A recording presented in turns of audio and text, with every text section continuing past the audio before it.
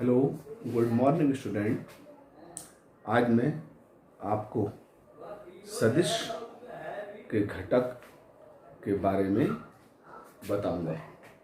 सदिश के घटक यानी कि कंपोनेंट्स ऑफ वेक्टर क्या होते हैं। सदिश के घटक, ठीक है भाई, कब होंगे, सदिश के घटक क्या हैं, सदिश के घटक की ज़रूरत क्यों पड़ती है, इन सभी प्रश्नों के हल आज की वीडियो में अभी आपको मिलेंगे। सदिश के घटक क्या हैं, सदिश के घटक क्या हैं? तो सदिश के घटक, कंपोनेंट्स ऑफ वेक्टर, सदिश के घटक।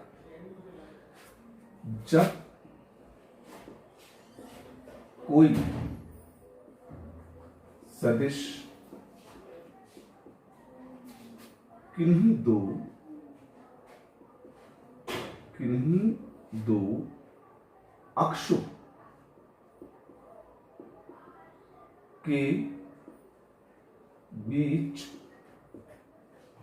थीटा डिग्री अथवा 90 माइनस थीटा डिग्री के कोण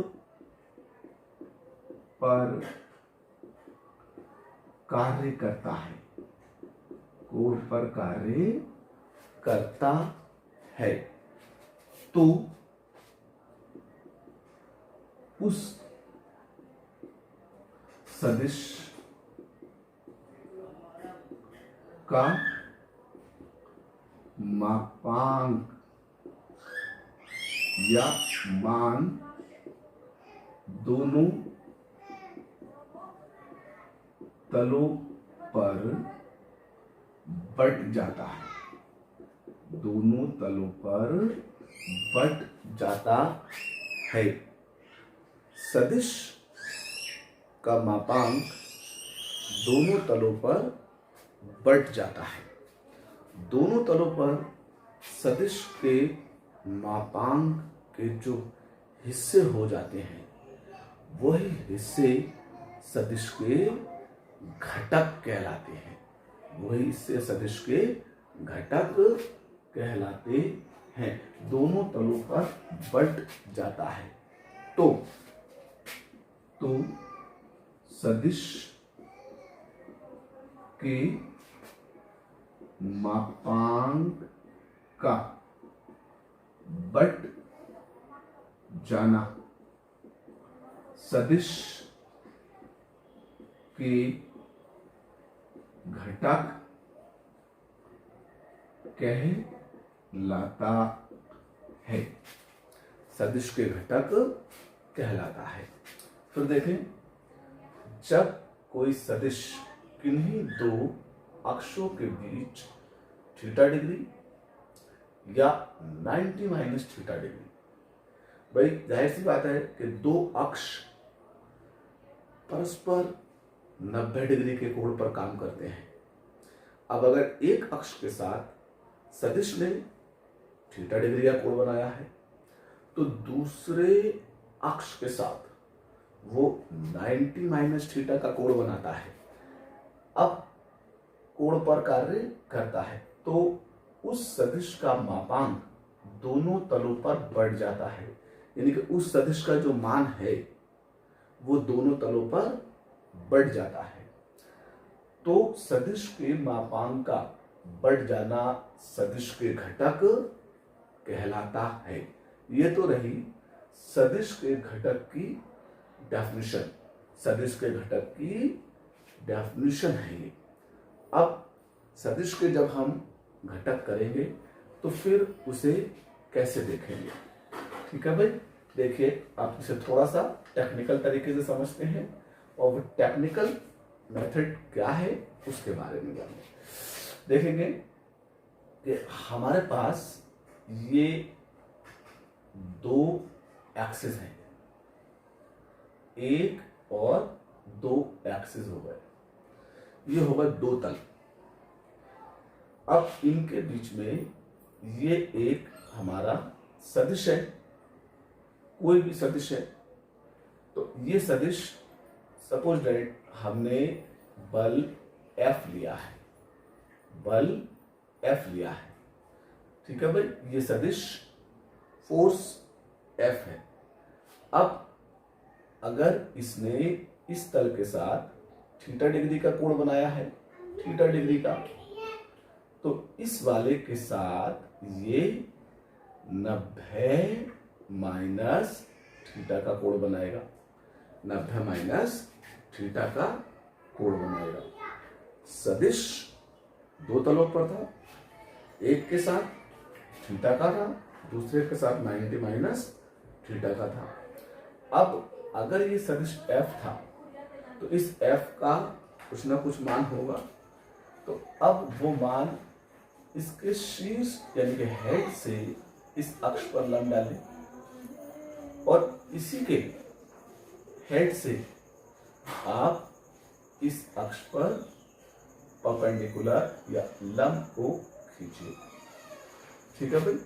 तो इस अक्ष पर एक मान तो यहां से इसकी टेल से और इसके लंब के आधार तक हो गया, और दूसरा मान इसके टेल से इस वाले लंब के आधार तक हो गया, इस वाले लंब के आधार तक हो गया।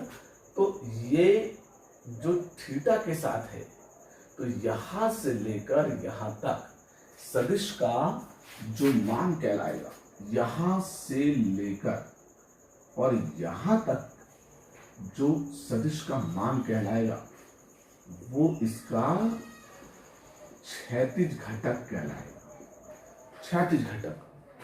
और जो यहां से और यहां तक इसका मान कहलाएगा वो इसका ऊर्ध्वाधर घटक कहलाएगा, ऊर्ध्वाधर घटक।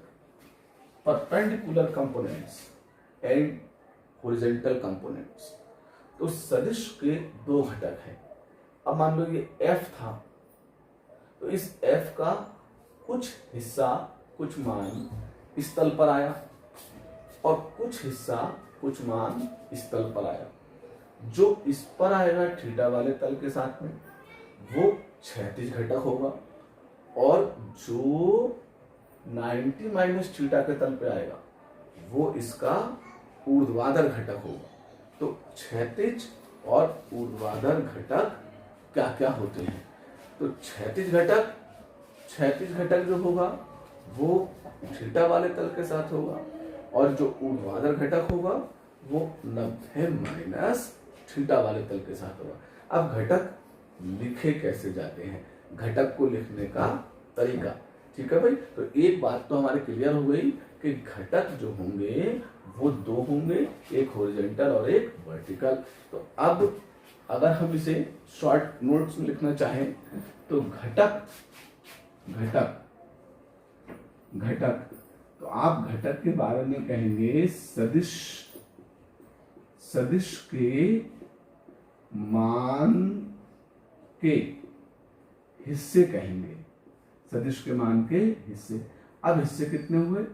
दो हुए, एक थीटा डिग्री के साथ, थीटा डिग्री के साथ, तो थीटा डिग्री के साथ वाला क्षैतिज घटक कहलाएगा, क्षैतिज घटक।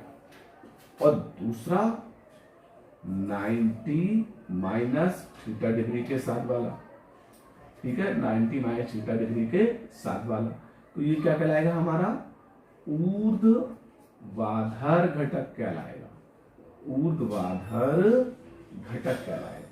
अब ये तो हमें घटक की डेफिनेशन मिल गई।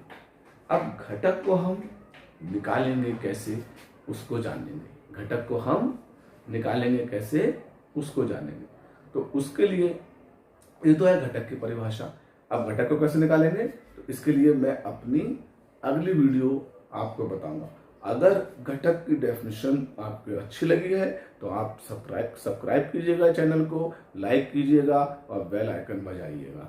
घटक की अगली परिभाषा को बताने के लिए और घटक को निकालने के लिए मैं अगली वीडियो लेकर के आऊँगा और जल्द ही आपको घटक को निकालना सिखाऊंगा।